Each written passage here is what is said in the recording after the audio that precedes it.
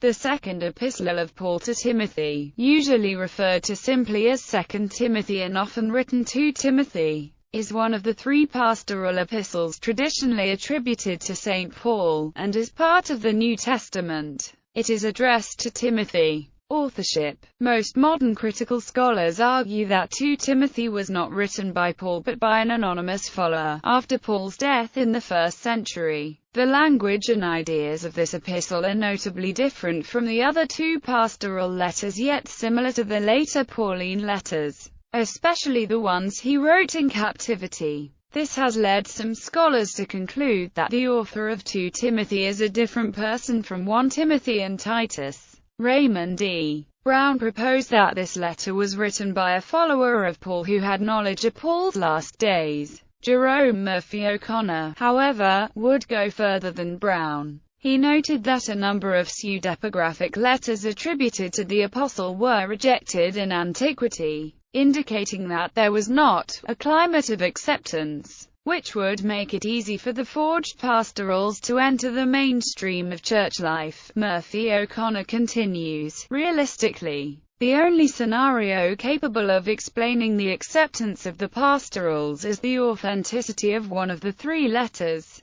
were one to have been long known and recognized. Then the delayed discovery of two others with the same general pattern could be explained in a variety of convincing ways. Murphy O'Connor then argues, based in part on recent research on the style of this work, that 2 Timothy was the authentic one of the trio. It was not widely known due to its private nature, but eventually published for the benefit of the church, using it as a model. O'Connor suggests one of Paul's followers then wrote the other two pastorals and was able to persuade his fellows that they were also previously unknown letters of Paul. Content. In his letter, Paul urges Timothy to not have a spirit of timidity, and to not be ashamed to testify about our Lord. He also entreats Timothy to come to him before winter, and to bring Mark with him. He was anticipating that the time of his departure was at hand, and he exhorts his son Timothy to all diligence and steadfastness in the face of false teachings, with advice about combating them with reference to the teachings of the past, and to patience under persecution, and to a faithful discharge of all the duties of his office, with all the solemnity of one who was about to appear before the judge of the quick and the dead.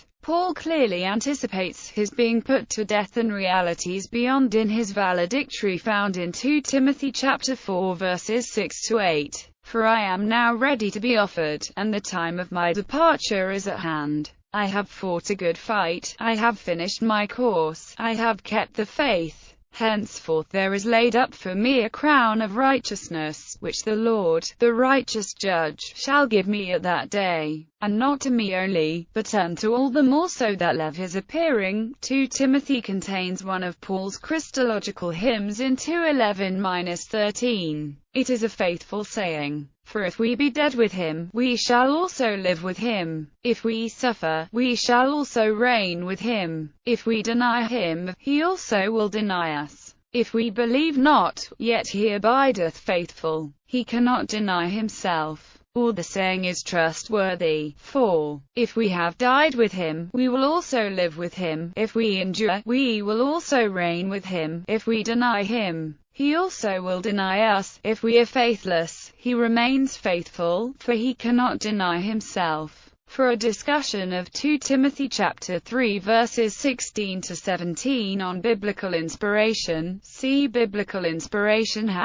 #basis. Portions of 2 Timothy parallel the Epistle to the Philippians, also believed to be written near the time of Paul's death. The closing greeting, in 4:21, includes the only biblical mention of Linus, who in Roman Catholic tradition is listed as Peter's immediate successor as Bishop of Rome.